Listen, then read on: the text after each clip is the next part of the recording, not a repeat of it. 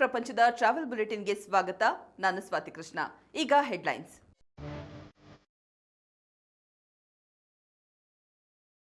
ಮಧುಗಿರಿ ಬೆಟ್ಟಕ್ಕೆ ಹೈಟೆಕ್ ರೋಪ್ವೇ ಯೋಜನೆ ಅನುಷ್ಠಾನಕ್ಕೆ ಸಚಿವರಿಂದ ಗ್ರೀನ್ ಸಿಗ್ನಲ್. ಮಹದೇಶ್ವರ ಬೆಟ್ಟಕ್ಕೆ ವಿಶೇಷ ಬಸ್ ಸೇವೆ, ಸಾರಿಗೆ ಇಲಾಖೆಯಿಂದ ಭಕ್ತರಿಗೆ ಭರ್ಜರಿ ಗಿಫ್ಟ್. ಪುರಿ ಜಗನ್ನಾಥನ ಪವಿತ್ರ ರಥಯಾತ್ರೆಗೆ ಕ್ಷಣಗಣನೆ, ಡ್ರೋನ್ ಪ್ರದರ್ಶನದಲ್ಲಿ ಮೋಡಿ ಮಾಡಿದ ನಂದಿಘೋಷ ರಥಚಿತ್ರ. ದೇಶದ ಜಿಡಿಪಿ ಬೆಳವಣಿಗೆಯಲ್ಲಿ ಟೂರಿಸಂನ ಪಾರುಪತ್ಯ, ಭಾರತದ ದೃಢ ಹೆಜ್ಜೆಗೆ ಬೆರಗಾದ ವಿಶ್ವ ಪ್ರವಾಸೋದ್ಯಮ. ಮಧುಗಿರಿ ಬೆಟ್ಟದ ರೋಪ್ವೇ ಯೋಜನೆಯ ಅನುಷ್ಠಾನಕ್ಕೆ ರಾಜ್ಯ ಪ್ರವಾಸೋದ್ಯಮ ಸಚಿವ ಕೆಜೆ ಜಾರ್ಜ್ ಅಸ್ತು ಎಂದಿದ್ದಾರೆ. ಇತಿಹಾಸ ಪ್ರಸಿದ್ಧ ಏಕಶಿಲಾ ಬೆಟ್ಟಕ್ಕೆ ಈ ರೋಪ್ವೇ ನಿರ್ಮಾಣದಿಂದ ಪ್ರವಾಸೋದ್ಯಮದ ಮೆರುಗು ಹೆಚ್ಚಲಿದೆ ಎಂದು ಸಚಿವರು ಅಭಿಪ್ರಾಯಪಟ್ಟಿದ್ದಾರೆ. ಆಗಮಿಸುವ ಪ್ರವಾಸಿಗರ ಸಂಖ್ಯೆ ದಿನೇ ದಿನೇ ಹೆಚ್ಚುತ್ತಿರುವುದನ್ನು ಗಮನದಲ್ಲಿರಿಸಿ ಮಧುಗಿರಿ ಅಭಿವೃದ್ಧಿಗೆ ಹೊಸ ಆಯಾಮ ನೀಡಲಾಗಿದೆ ಎಂದು ಜಿಲ್ಲಾಡಳಿತ ತಿಳಿಸಿದೆ. ಈ ರೋಪ್ವೇ ನಿರ್ಮಾಣದಿಂದ ಭಕ್ತರಿಗೆ ಮತ್ತು ಪ್ರವಾಸಿಗರಿಗೆ ಸುಲಭ ದರ್ಶನ ದೊರಕಲಿದೆ. ಸ್ಥಳೀಯರಿಗೆ ಉದ್ಯೋಗ ಮತ್ತು ವ್ಯಾಪಾರ ಅವಕಾಶಗಳು ಹೆಚ್ಚಲಿದ್ದು ಆರ್ಥಿಕವಾಗಿಯೂ ನೆರವಾಗಲಿದೆ ಎಂದು ಅಧಿಕಾರಿಗಳು ತಿಳಿಸಿದ್ದಾರೆ. ಮಲೆಮಹದೇಶ್ವರ ಭಕ್ತರಿಗೆ ಸಂತೋಷದ ಸುದ್ದಿಯೊಂದು ಹೊರಬಿದ್ದಿದೆ. ಎಚ್ಡಿ ಕೋಟೆಯಿಂದ ಮೈಸೂರು ಮಾರ್ಗವಾಗಿ ಮಲೆಮಹದೇಶ್ವರ ಬೆಟ್ಟಕ್ಕೆ ಕೆಎಸ್ಆರ್ಟಿಸಿ ನೇರ ಬಸ್ ಸೇವೆಯನ್ನು ಆರಂಭಿಸಿದೆ. ಬೆಳಗ್ಗೆ 6:15ಕ್ಕೆ ಎಚ್ಡಿ ಕೋಟೆಯಿಂದ ಹೊರಡುವ ಈ ಬಸ್ ಸುಮಾರು 7:15ಕ್ಕೆ ಮೈಸೂರನ್ನು ತಲುಪಲಿದೆ. ನಂತರ ಮೈಸೂರಿನಿಂದ ಹೊರಟು 12 ಗಂಟೆಗೆ ಮಹದೇಶ್ವರ ಬೆಟ್ಟವನ್ನು ತಲುಪಲಿದೆ. ಈ ಕುರಿತು ಮಾತನಾಡಿರುವ ಅಧಿಕಾರಿಗಳು, ಈ ಬಸ್ ನಿತ್ಯ ಸಂಚಾರದಿಂದ ಹಲವಾರು ಭಕ್ತರಿಗೆ ಲಾಭವಾಗಲಿದೆ. ಭಕ್ತರಿಗೆ ಸಂಚಾರ ಸೌಲಭ್ಯವನ್ನ ಹೆಚ್ಚಿಸುವ ಉದ್ದೇಶದಿಂದ ಇಲಾಖೆ ಈ ನಿರ್ಧಾರವನ್ನ ಕೈಗೊಳ್ಳಲಾಗಿದೆ ಎಂದು ತಿಳಿಸಿದ್ದಾರೆ.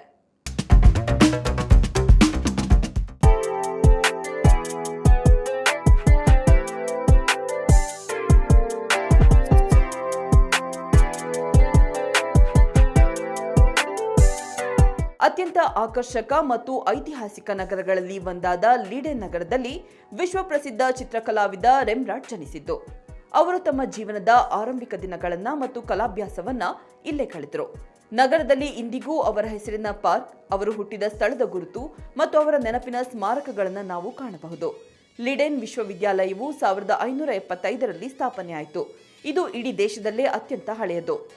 ಸ್ಪ್ಯಾನಿಷ್ ಆಕ್ರಮಣದ ವಿರುದ್ಧ ನಗರವು ತೋರಿದ ಧೈರ್ಯಕ್ಕೆ ಮೆಚ್ಚಿ ವಿಲಿಯಂ ಆಫ್ ಆರೆಂಜ್ ಈ ವಿಶ್ವವಿದ್ಯಾಲಯವನ್ನ ನಗರಕ್ಕೆ ಉಡುಗೊರೆಯಾಗಿ ನೀಡಿದ್ರು.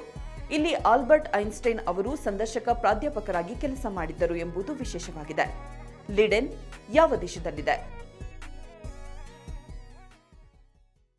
ಪುರಿ ಜಗನ್ನಾಥನ ಪವಿತ್ರ ರಥಯಾತ್ರೆಗೆ ಕ್ಷಣಗಣನೆ ಪ್ರಾರಂಭವಾಗಿದೆ. ಕೋಟ್ಯಾಂತರ ಭಕ್ತರು ಭಗವಂತನ ದಿವ್ಯ ದರ್ಶನ ಪಡೆಯಲು ತುದಿಗಾಲಿನಲ್ಲಿ ಕಾಯ್ತಾ ಇದ್ದಾರೆ. ಈ ಮಧ್ಯೆ ನಡೆದ ಡ್ರೋನ್ ಶೋ ಒಂದು ಭಕ್ತರನ್ನ ಮನಸೂರೆಗೊಳ್ಳುವಂತೆ ಮಾಡಿದೆ. ಜಗನ್ನಾಥನ ಪವಿತ್ರ ನಂದಿಘೋಷ ರಥವನ್ನ ಬಣ್ಣಿಸುವ ಡ್ರೋನ್ ಪ್ರದರ್ಶನ ಎಲ್ಲರನ್ನ ಮನಸೂರೆಗೊಳಿಸಿದೆ. 100 ಡ್ರೋನ್ಗಳನ್ನ ಬಳಸಿ ಹಮ್ಮಿಕೊಳ್ಳಲಾಗಿದ್ದ ಕಾರ್ಯಕ್ರಮದಲ್ಲಿ ಭಗವಂತನೇ ರಥಯಾತ್ರೆಗೆಂದು ಆಗಮಿಸಿದ್ದಾನೆ ಎಂಬ ಭಾವನೆಯಲ್ಲಿ ಭಕ್ತರು ಮುಳುಗಿದ್ದಾರೆ. ಭಾರತದ ಪ್ರವಾಸೋದ್ಯಮ ಮತ್ತು ಆತಿಥ್ಯ ವಲಯ ದೇಶದ ಆರ್ಥಿಕ ಬೆಳವಣಿಗೆಯ ವೇಗಕ್ಕೆ ಪ್ರಮುಖ ಕೊಡುಗೆ ನೀಡುವ ಪ್ರಮುಖ ಆಧಾರವಾಗಿದೆ ಎಂದು ತಜ್ಞರು ಅಭಿಪ್ರಾಯಪಟ್ಟಿದ್ದಾರೆ. ಪ್ರವಾಸೋದ್ಯಮ ಸುಮಾರು 7% ಜಿಡಿಪಿ ಪಾಲನ್ನ ಹೊಂದಿದೆ ಎಂದು ವರದಿಗಳು ತಿಳಿಸಿದೆ. ಇದಲ್ಲದೆ ಉದ್ಯೋಗ ಸೃಷ್ಟಿಸುವಲ್ಲಿ ಪ್ರಮುಖ ಪಾತ್ರವನ್ನ ಪ್ರವಾಸೋದ್ಯಮ ಹೊಂದಿದೆ ಎಂಬ ಮಾಹಿತಿ ವರದಿಗಳಿಂದ ಬಹಿರಂಗವಾಗಿದೆ. ಜಾಗತಿಕ ಮಟ್ಟದಲ್ಲಿ ದೃಢ ಹೆಜ್ಜೆ ಇಟ್ಟಿರುವ ಭಾರತ ಪ್ರವಾಸೋದ್ಯಮ ಮಾರುಕಟ್ಟೆಯ ಮೌಲ್ಯವನ್ನ ದಿನೇ ದಿನೇ ಹೆಚ್ಚಿಸಿಕೊಳ್ತಾ ಇದೆ. ಹೀಗಾಗಿ ಜಗತ್ತಿನ ಎಲ್ಲಾ ದೇಶಗಳ ಹೂಡಿಕೆಯ ಕೇಂದ್ರವಾಗಿ ಭಾರತ ಹೊರಹೊಮ್ಮಿದೆ ಎಂದು ವರದಿಗಳಿಂದ ಬಹಿರಂಗವಾಗಿದೆ. ಈಗ ಕ್ವಿಜ್ ಟೈಮ್. ಇಂದಿನ ಪ್ರಶ್ನೆ, ಭಾರತದ ಅತಿದೊಡ್ಡ ನೌಕಾನೆಲೆ ಯಾವುದು?